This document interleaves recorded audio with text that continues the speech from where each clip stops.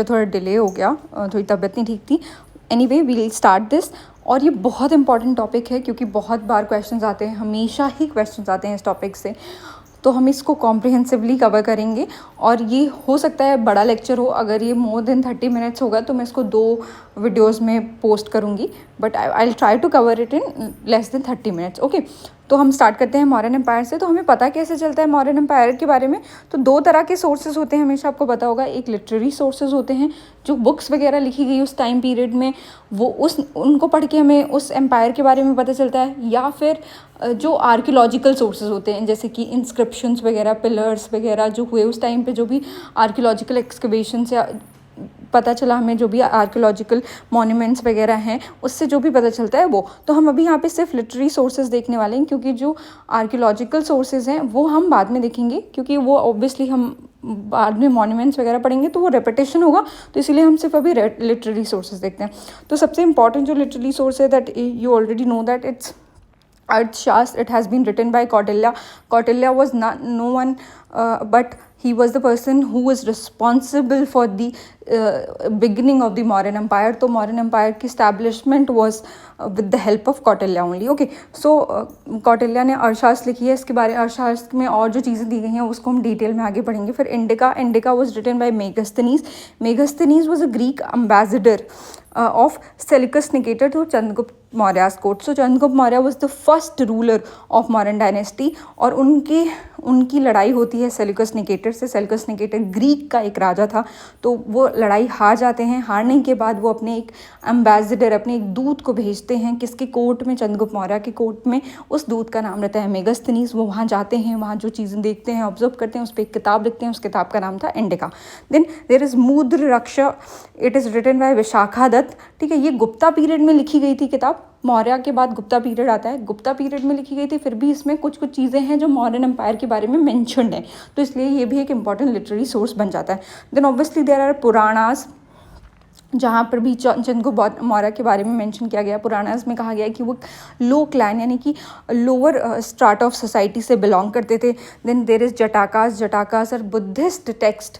यहाँ पे भी आपको पता होगा कि जो जैनिज़्म बुद्धिज़्म है वो कंटेम्प्रेरी था मौर्यन एम्पायर के। बहुत सारे मौर्यन रूलर्स थे जो एसोसिएटेड थे जैनिज़्म और बुद्धिज़्म से, तो जटाकास के में भी मौर्यन एम्पायर का मेंशन दिखता है। देन दीपवंसा, महावंसा, ये श्रीलंका की क्रॉनिकल्स हैं। जैसे हमारे पास महाभारत है, वैसे ही समझ लीजिए श्रीलंका में दीपवंसा और महावंसा। और श्रीलंका में भी बुद्धिज़्म बहुत प्रोपगेट कर रहा था, और बहुत सारे मौर्यन एम्पायर के ही एम्बेसडर्स थे जो जाके वहाँ पे स्प्रेड कर रहे थे बुद्धिज़्म को। तो इसलिए हमें इन क्रॉनिकल्स में भी मौर्यन एम्पायर के बारे में पढ़ने को मिलता है। Then there is Divyavadana. It is a Tibetan text. It has also mentions about Mauryan Empire. So the above 3 are very important. Last के भी इंपॉर्टेंट है, आपको बस नाम पता होना चाहिए कि इन सब चीज़ों के बारे में हम मौर्यन एम्पायर के बारे में इन सब चीज़ों के थ्रू जानते हैं। ठीक है, देन सबसे पहले रूलर जैसा कि आपने देखा चंद्रगुप्त मौर्य थे। ठीक है, चंद्रगुप्त मौर्य को कुछ नाम से बुलाया जाता है, ये आपको पता होना चाहिए। ये नाम डायरेक्टली पूछ लेंगे कि नाम किसके थे। सैंड्रोकोटस ऐसे उनको कहा जाता था। ठीक है, और चंद्रगुप्त मौर्य भी कहा जाता था। ठीक है, William Jones was the first scholar to recognise Chandragupta Maurya. ठीक है, विलियम जोन्स पहले ऐसे स्कॉलर थे जिन्होंने चंद्रगुप्त मौर्य को पहचाना इन द सेंस कि उनके सोर्सेज को पढ़ने के बाद और आर्कियोलॉजिकल जो भी एविडेंसेस थे उनको देखने के बाद उन्होंने कहा कि अच्छा ये चंद्रगुप्त मौर्य के हैं। ठीक है, तो उनको रिकग्नाइज करने वाले पहले थे विलियम जोन्स। ठीक है, देन सेल्यूकस निकेटर के बारे में हमने अभी पढ़ा।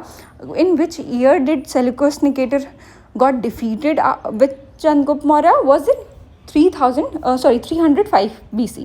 ठीक है, तो 305 BC में चंद्रगुप्त मौर्य ने सेल्यूकस निकेटर को डिफीट किया था। ये आपको पता होना चाहिए। चंद्रगुप्त मौर्य ने डिफीट करने के जो बदले में उनसे एराकोशिया, जेड्रोशिया, ये सब जो उनकी जो टेरिटरीज थी वो उन्होंने ले लिया था, और उसके बदले में क्या दिया था? 500 एलिफेंट्स। ठीक है, ये एक इंपॉर्टेंट फैक्ट है जो कभी कभार पूछ लिया जाता है एग्जाम्स में, तो आपको पता होना चाहिए। ठीक है, तो इसके बाद क्या हुआ कि बहुत ज़्यादा हमारा जो मौर्यन एम्पायर था वो बढ़ गया। हिंदुकुश माउंटेन रेंजेस तक बाउंड्री हो गई थी चंद्रगुप्त मौर्य के अंदर जो भी टेरिटरीज थी उनकी। ठीक है, और मेगास्थनीज को उन्होंने एज एम्बेसडर भेजा था, ये आपको पता होना चाहिए। फिर कौटिल्य कौन थे? आदित्य कौटिल्य जो थे, he was the chief minister of Chandragupta Maurya. He later on became the chief minister. First of all he was working in the court of Nandas. जो हमने नंदा डायनेस्टी देखी थी, उनके कोर्ट में ही काम करते थे और नंदास को ओवरथ्रो करने में, नंदास का जो एम्पायर था उसको ओवरथ्रो करने में उन्होंने चंद्रगुप्त मौर्य को ट्रेन किया और उनकी मदद से फिर बाद में मौर्यन एम्पायर बनता है. ठीक है. जैनिज़्म का कनेक्शन क्या है?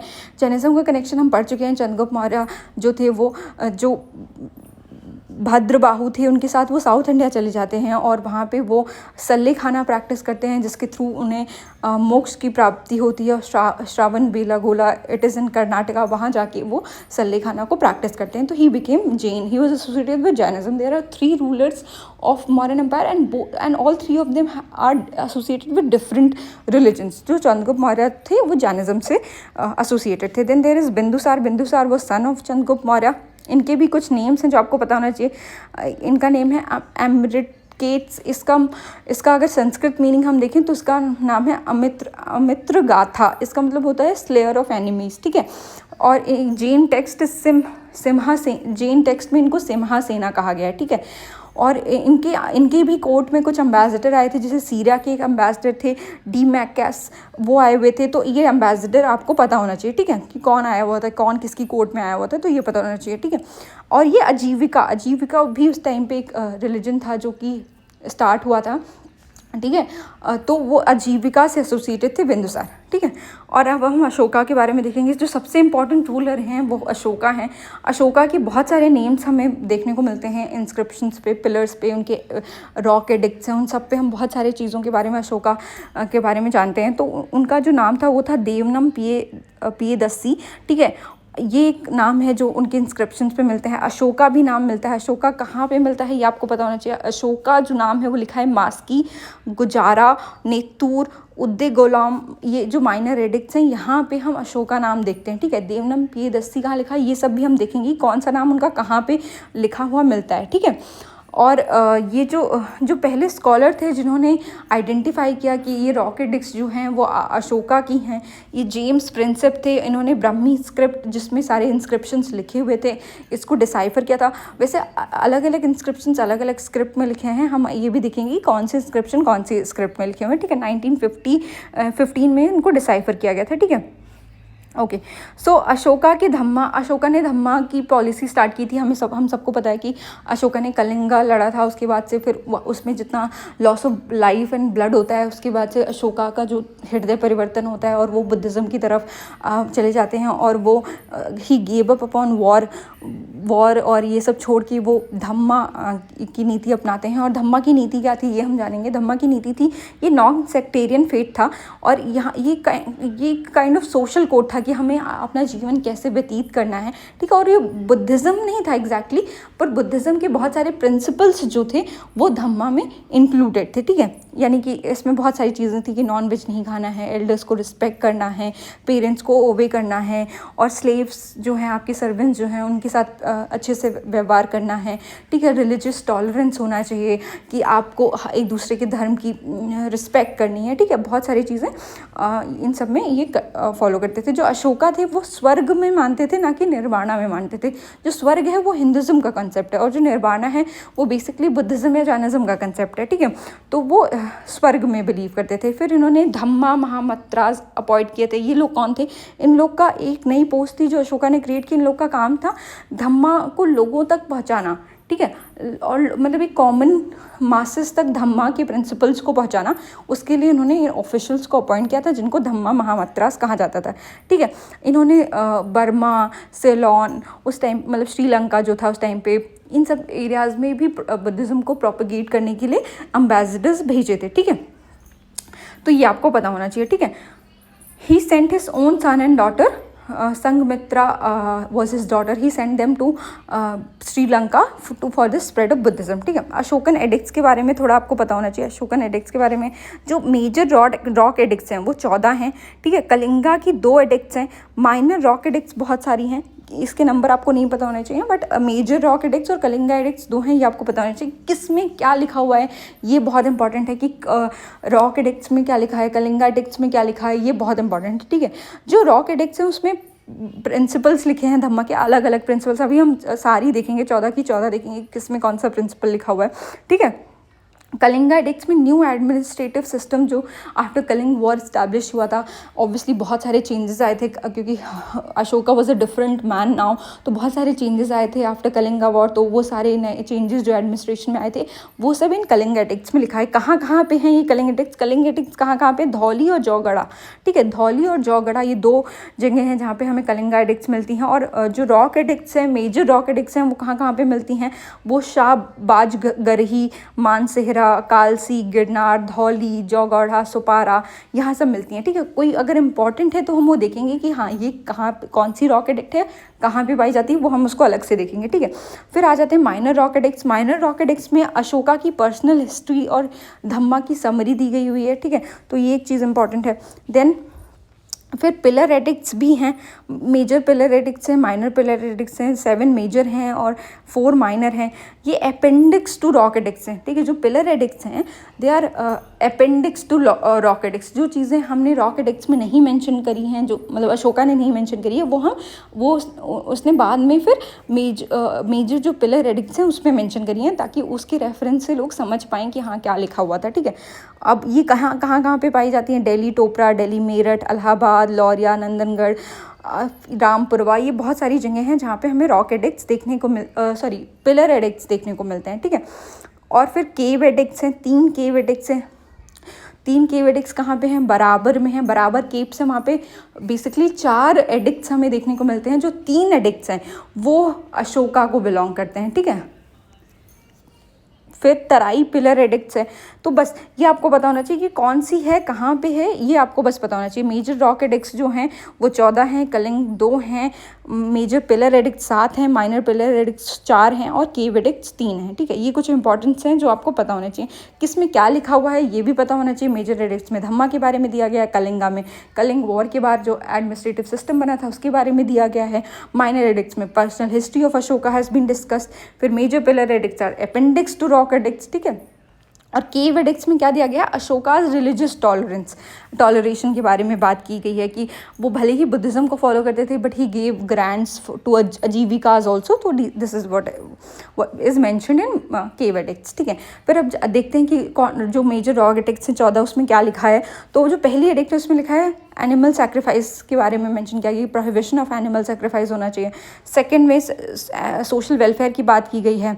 फिर थर्ड में रिलेटिव्स और एल्डर्स को अच्छे से ट्रीट करने की बात की गई है। Effects of Dhamma on society, ये कहाँ पे लिखा है? ये 4th वाले में लिखा है। Appointment of Dhamma Mahamatras and their duties, ये कहाँ पे लिखा गया है? 5th में लिखा गया है, ठीक है।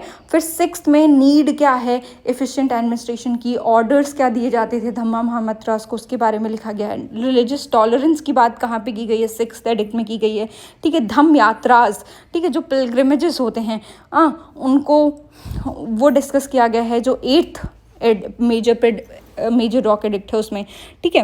फिर सेरेमनीज और रिचुअल्स को कंडेम किया गया है in 9th।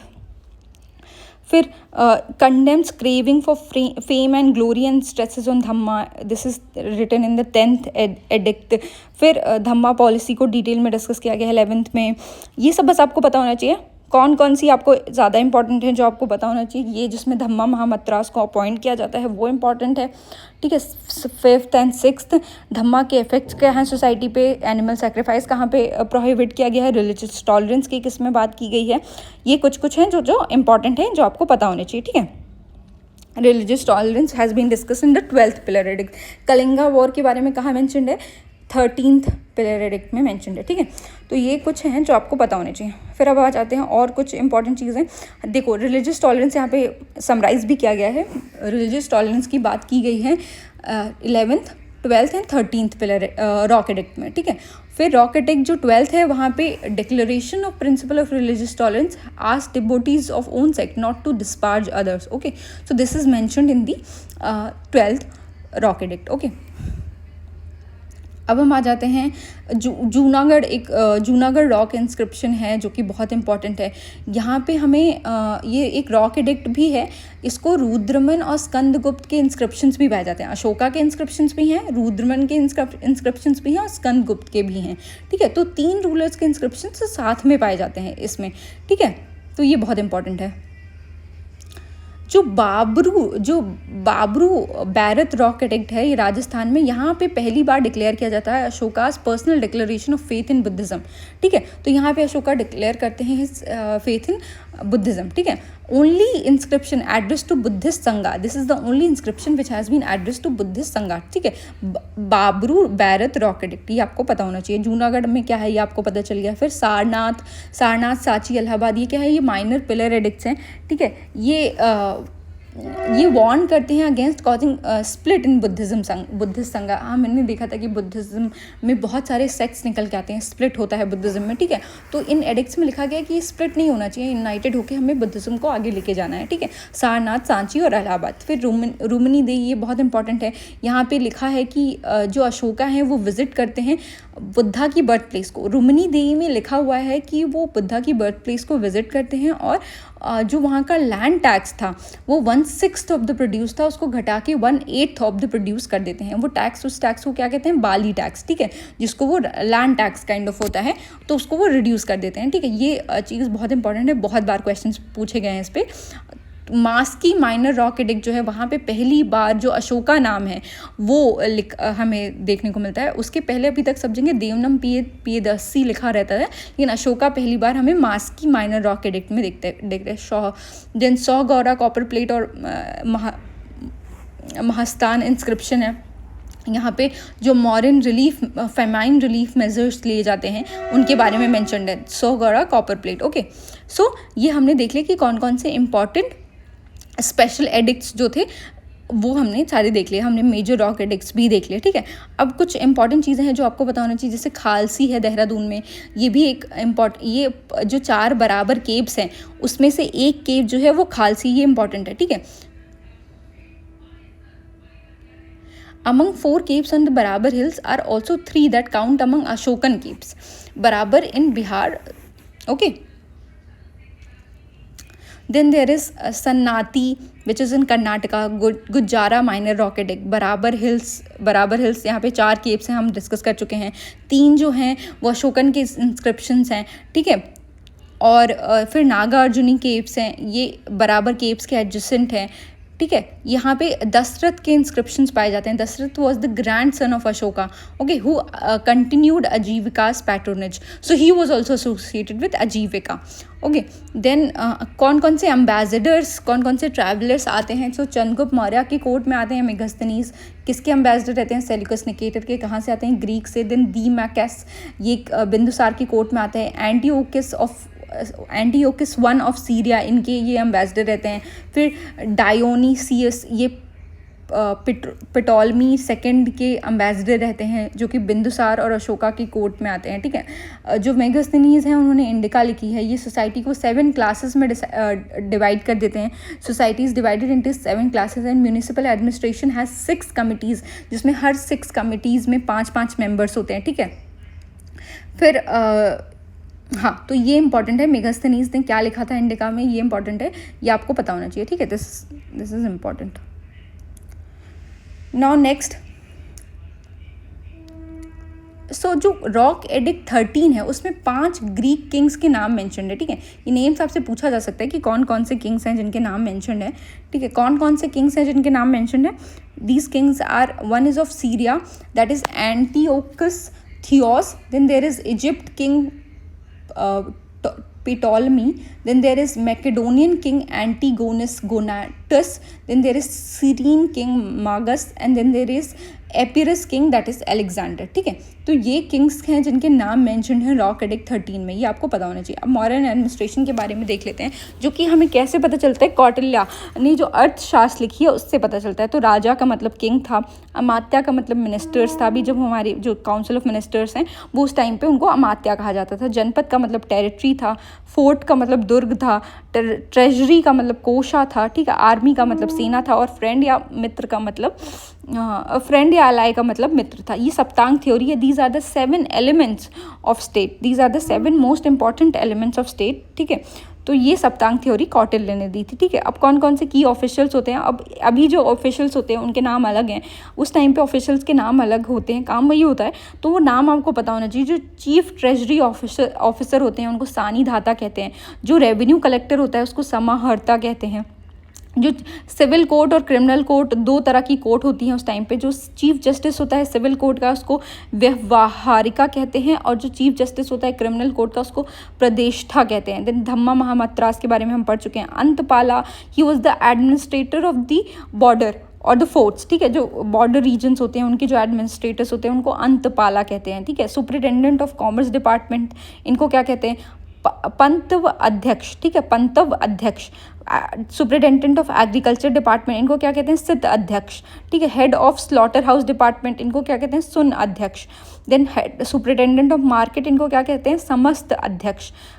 Superintendent of commerce पन्य अध्यक्ष, पैनी अध्यक्ष, ठीक है। कलेक्टर ऑफ टोल्स शुल्क अध्यक्ष।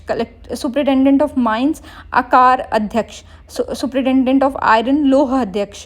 सुपरिटेंडेंट ऑफ शिप नाव अध्यक्ष। नाम आप समझ सकते हैं कि नाव शिप से रिलेटेड है, आयरन लोह से एसोसिएटेड है, आकार माइन से एसोसिएटेड है, ठीक है। टोल्स का मतलब शुल्क है। तो इस तरह से, और बाकी सबके नाम के पीछे अध्यक्ष लगा हुआ है, ठीक है। Then superintendent of weights and measures, then he was called Panyadhyaksha, ठीक है। तो ये आपको Panyadhyaksha was the superintendent of commerce also, he was the superintendent of weight of measures also. Then there is Akshapala, he was the accountant general, ठीक है। ये चीज़ें आपको पता होनी चाहिए, ये टर्म्स आपको पता होनी चाहिए, और किसको क्या कहते थे ये आपको पता होना चाहिए। अब जो पूरा एडमिनिस्ट्रेशन था वो कुछ रीजन्स में, 5 रीजन्स में डिवाइडेड था। हर रीजन की अलग अलग कैपिटल थी, जो बेसिकली ऐसे northern, eastern, western, central and southern ऐसे रीजन्स थे जिसमें डिवाइडेड था। तो उत्तर पथ की जो कैपिटल थी वो थी तक्षशिला। अवंती राष्ट्र की कैपिटल उज्जैन थी। देन प्राची की कैपिटल पाटलिपुत्र थी। कलिंगा की कैपिटल तोशाली थी। दक्षिण पथ की कैपिटल सुवर्ण नगरी थी, सुवर्ण नगरी, ठीक है। तो ये आपको पता होना चाहिए कि कितने में डिवाइडेड था और किसकी क्या कैपिटल थी, ठीक है। अब हायरार्की देख लेते हैं। सो सबसे जो ये एडमिनिस्ट्रेटिव हायरार्की कि पूरा एडमिनिस्ट्रेशन कितने सेक्शंस में डिवाइडेड होगा। तो सबसे जो टॉप पे रहेगा वो होता है हमारा चक्र, that is called as province. चक्र होता है जो प्रोविंस होता है, जो कि अभी जो करेंटली जो डिस्ट्रिक्ट है उससे बड़ा होता था, ठीक है। इसको हेड कौन करता था? इसको कुमारा या राष्ट्रपाला हेड करते थे। देन देवर वॉज आहार, दैट वॉज कॉल्ड विषया, और आहार दैट वॉज कॉल्ड डिस्ट्रिक्ट, ठीक है। और इसको हेड कौन करता था? प्रदेश का हेड करते थे। Then there was Sangrahana, it was a group of 10 villages, it was headed by Gopa. Then there was a gram which was headed by Gramika. So these were the 4 units of administration, ठीक है। अब हम देख लेते हैं कुछ इंपॉर्टेंट टैक्सेस जो उस टाइम पे एग्जिस्ट करते थे। तो भागा वो क्या था? ये प्रोड्यूस था, ये शेयर था, किंग का शेयर था फ्रॉम दी लैंड प्रोड्यूस, ठीक है। जो भी आप उगाएंगे उसमें से जो किंग को जाएगा उसको क्या कहते थे? भागा, ठीक है। बाली क्या था? ये एक लैंड टैक्स था, ठीक है। बाली वॉज अ लैंड टैक्स। सो एक भागा काइंड ऑफ शेयर रहता था और अलग से टैक्स भी देना पड़ता था, that was bali. Then Sita was a revenue collected from crown land. Then Pranaya was the emergency tax which was levied during crisis. कोई crisis आ गई, कोई flood आ गया, कुछ हो गया, तो उसको उस situation को handle करने के लिए जो administrative machinery थी उसको अलग से पैसे चाहिए होते थे, तो उसके लिए भी लोगों से टैक्स कलेक्ट किया जाता था, that was called Pranaya, ठीक है। सेतु बंध, स्टेट प्रोवाइडेड इरीगेशन फैसिलिटीज़ और उसके लिए वाटर टैक्स चार्ज किया जाता था। इरीगेशन फैसिलिटी, सोच लिया आप कितना एडवांस सिस्टम था। इरीगेशन फैसिलिटी गवर्नमेंट प्रोवाइड करिए और उसके बदले में लोगों से टैक्स ले रही है, दैट वाज कॉल्ड सेतु बंध, ठीक है। स्टैंडर्ड टैक्स रेट क्या था? 1/4 to 1/6 ऑफ द प्रोड्यूस, और 1/6 ऑफ द प्रोड्यूस को कम कर दिया था टू 1/8 ऑफ द प्रोड्यूस। कहाँ पे? ये अशोका ने किया था लुम्बिनी देई में, क्योंकि ये बर्थ प्लेस थी अशोका की, बर्थ प्लेस थी बुद्धा की, वहाँ पे लुम्बिनी में जाके इन्होंने ये कम कर दिया था, ठीक है, इस टैक्स को। फिर कुछ ऑफिसर्स हैं जिनके नाम आपको पता होना चाहिए, जैसे राजुका जो होते हैं, ये हम देख चुके हैं, ये डिस्ट्रिक्ट ऑफिशियल्स होते हैं, ठीक है। इनके जुडिशियल फंक्शंस भी रहते हैं, जुडिशियल और रेवेन्यू फंक्शंस दोनों होते थे, ठीक है। और ये काइंड ऑफ कंटिन्यू भी रहता है till the time Britishers came in, तब तक भी जो डिस्ट्रिक्ट मजिस्ट्रेट होते थे उनके पास जुडिशियल और रेवेन्यू फंक्शंस दोनों होते थे, ठीक है। युक्ता क्या है? It is a subordinate revenue officer at district level. Pradeshika is a modern day district magistrate equivalent. तो अभी जो डिस्ट्रिक्ट मजिस्ट्रेट होता है उस टाइम पे क्या होता था? प्रदेशिका इंडिका। फिर agronomoi, he was the officer who regulated roads. Then there was astynomoi, he was the municipal administrator. ये टर्म्स हमें कहाँ पे देखने को मिलती हैं? ये टर्म्स हमें मेगास्थनीज की जो इंडिका है उसमें देखने को मिलते हैं। और इंडिका की हमें कोई ओरिजिनल कॉपी नहीं मिलती है। इंडिका जो बुक है वो ओरिजिनल बुक जो होगी वो जिन लोगों ने पढ़ी होगी उसको बहुत सारे लोगों ने कोट कर रखा है उस किताब को, तो उस किताब को जो कोट कर रखा है उससे हमने देखने को मिलता है। तो इंडिका हमें कभी ओरिजिनल कॉपी नहीं मिलती है इंडिका की, ठीक है। सो अग्रोनोमोई and अस्तिनमोई, these were the terms mentioned in Megasthenes Indica. Then there was Sartwaha. Sartwaha क्या था? He was the head of the convoy of merchants. तो merchants का जो convoy होता था उसको जो head करते थे उनको क्या कहते थे? Sartwaha. Then this is a very tough word. Please read it. It was a penalty of throwing dirt. So अगर आप गंदगी मचा रहे हो बाहर जो पब्लिक स्पेसेस हैं तो उसके लिए भी आपको टैक्स जो काइंड ऑफ फाइन होता है अभी उस तरह से लोगों को टैक्स भी देना पड़ता था, ठीक है। Then there was Sthaniya. Sthaniya क्या था? एक फोर्टिफाइड टाउन था, administrative centre of group of 800 villages, ठीक है। तो it was followed by Dronamukha and Kharvatika and Sangrahana, ठीक है। तो बेसिकली जो विलेजेस थे उनको ग्रुप कर दिया जाता था। तो 800 विलेजेस को एक साथ ग्रुप किया गया तो उसको क्या कहा जा रहा है? उसको कहा जा रहा है स्थानीय। 400 विलेजेस को एक साथ ग्रुप किया गया तो उसको क्या कहा जा रहा है? द्रोणामुख। देन 200 विलेजेस को एक साथ ग्रुप करके क्या कहा जा रहा है? खरवातिका। देन 10 विलेजेस को एक साथ ग्रुप करके क्या कहा जा रहा है? संग्रहाना, ठीक है। तो ऐसे अलग अलग नंबर ऑफ विलेजेस को जब साथ में ग्रुप कर देते थे तो उनको एक अलग डिफरेंट टर्म दे दिया जाता था, ठीक है। नाउ नेक्स्ट अर्थशास्त्र के बारे में आपको पता होना चाहिए कि सप्तांग थ्योरी हम देख चुके हैं कि सप्तांग थ्योरी में 7 एलिमेंट्स ऑफ स्टेट लिखा गया है। देन मंडल थ्योरी क्या है? मंडल थ्योरी ये काइंड ऑफ फॉरेन पॉलिसी है कि कैसे हमें जो हमारे नेबरिंग स्टेट्स हैं उनके साथ या कोई और जो स्टेट्स हैं अलग किंगडम्स हैं उनके साथ कैसे डील करना है। तो इसमें बहुत सारे टर्म्स दिए गए हैं, जैसे बिजिजिशु दिया गया है, ठीक है। अरी which is who is called enemy, Mitra is called friend. तो ठीक है 12 किंग्स के सर्कल्स दिए जाते हैं कि जैसे काइंड ऑफ हमने ये देखा भी है कि जो दुश्मन का दुश्मन जो होता है वो दोस्त होता है। तो मान लीजिए हमारा जो दुश्मन है वो पाकिस्तान है और पाकिस्तान का दुश्मन अफगानिस्तान है, तो अफगानिस्तान इंडिया का दोस्त हुआ, ठीक है। इस तरह से तो ये सब कहाँ दिया गया है? मंडल संधान में दिया गया है, ठीक है। कौटिल्य के जो अर्थशास्त्र हैं वो किस चीज़ों पे डील करते हैं? Political policies, economic life, social life, so basically every aspect of human life से ये डील करते हैं, ठीक है। तो ये अगर कहीं ऑप्शन में रहता है कि सिर्फ इकोनॉमिक्स से रिलेटेड है तो वो गलत होगा, हर एस्पेक्ट से डील किया जाता है, ठीक है। फिर हाँ और बहुत अच्छी जो इमेज है वो किंग की बताई जाती है अर्थशास्त्र में। उसमें कहा जाता है कि जो किंग है उसको लोगों के वेलफेयर का ध्यान रखना चाहिए। ऐसा नहीं है कि किंग को एक ऑटोक्रेट होना चाहिए, king should be loved by the people.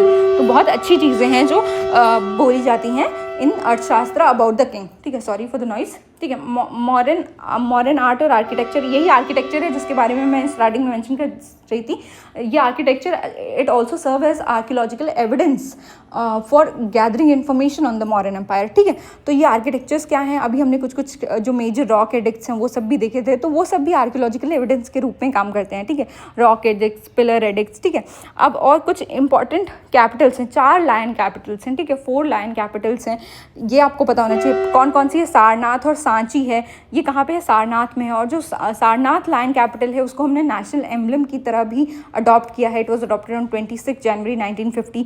फिर ये और फिर single lion capital, sorry so 4 lion capitals जो सारनाथ और सांची वहाँ पे हमें 4 लायन कैपिटल्स मिलती हैं, यानी कि 4 लायंस हैं। जैसे आपने एम्बलम भी देखा होगा तो हर तरफ को south, north, south, east, west हर तरफ को फेस करते हुए एक लायन है।